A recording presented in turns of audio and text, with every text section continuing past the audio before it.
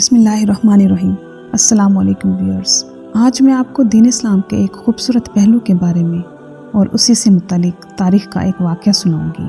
دین اسلام نے عورت کو ایک واضح اور پختہ مقام عطا کیا ہے۔ عورت کو اللہ تعالیٰ نے اور اس کے رسول صلی اللہ علیہ وآلہ وسلم نے اظہار رائے کی اور اپنی زندگی کے فیصلوں پر مکمل اختیار کی آزادی دی ہے۔ شادی زندگی کا ایک نہایت اہم معاملہ ہوتا ہے۔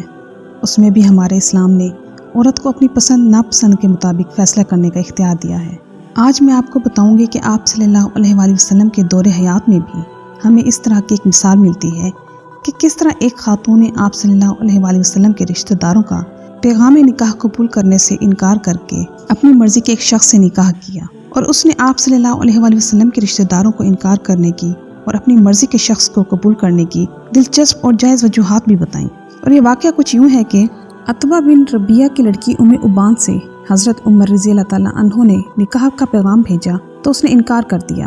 پھر حضرت علی رضی اللہ تعالیٰ عنہ نے پیغام بھیجا تو بھی انکار کر دیا۔ اسی طرح پھر حضرت زبیر رضی اللہ تعالیٰ عنہ نے پیغام بھیجا تو ادھر بھی انکار کر دیا۔ حضرت طلحہ رضی اللہ تعالیٰ عنہ نے پیغام دیا تو اسے قبول کر لیا۔ جب نکاح ہو رہا تھا تو حضرت علی رضی اللہ تعالیٰ عنہ نے پردے سے اس عورت سے کہا کہ یہ امیر المومنین حضور صلی اللہ علیہ وآلہ وسلم کے رشتہ داروں سے تو نکاح کرنے سے انکار کر دیا اور طلحہ سے کر لیا۔ جواب ملا کہ جیسے خدا کی مرضی۔ بعد میں اس نے عورتوں میں بتایا کہ عمر رضی اللہ تعالیٰ عنہ کے ساتھ زندگی گزارنی بہت سخت ہوگی، اور علی کے پاس صرف محبت ہی ہے، اور زبیر رضی اللہ تعالیٰ عنہ کے پاس صرف لاٹھی ہے۔ طلحہ رضی اللہ تعالیٰ عنہ کے ساتھ زندگی گزارنے کا مزہ ہے، ہنستے ہوئے گھر میں آئیں گے اور ہنستے ہوئے گھر سے نکلیں گے۔ حضرت طلحہ رضی اللہ تعالیٰ عنہ اپنے حسن معاشرت کے باعث بیوی بچوں میں نہایت محبوب تھے۔ وہ اپنے کنبے میں جس لطف و محبت کے ساتھ زندگی بسر کرتے تھے اس کا اندازہ صرف اس سے ہو سکتا ہے کہ عتبہ بن ربیعہ کی لڑکی ام ابان سے اگرچہ بہت سے معزز اشخاص نے شادی کی درخواست کی، لیکن انہوں نے حضرت طلحہ رضی اللہ تعالیٰ عنہ کو سب پر ترجیح دی۔ لوگوں نے وجہ پوچھی تو کہا، میں ان کے اوصاف حمیدہ سے واقف ہوں۔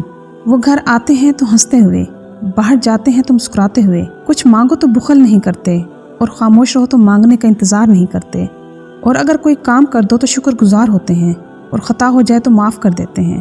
امید کرتی ہوں کہ آپ کو میری آج کی ویڈیو پسند آئی ہوگی، تو میری ویڈیو کو لائک کرنا اور میرے چینل کو سبسکرائب کرنا مت بھولیے گا۔ میں انشاءاللہ مزید دلچسپ معلوماتی اور اسلامی واقعات آپ کے ساتھ شیئر کرتی رہوں گی۔ میری طرف سے آپ کو ڈھیر ساری دعائیں، اور مجھے بھی اپنی دعاؤں میں یاد رکھیے گا۔ چلتی ہوں، ملتے ہیں انشاءاللہ نیکسٹ ویڈیو میں۔ اللہ حافظ۔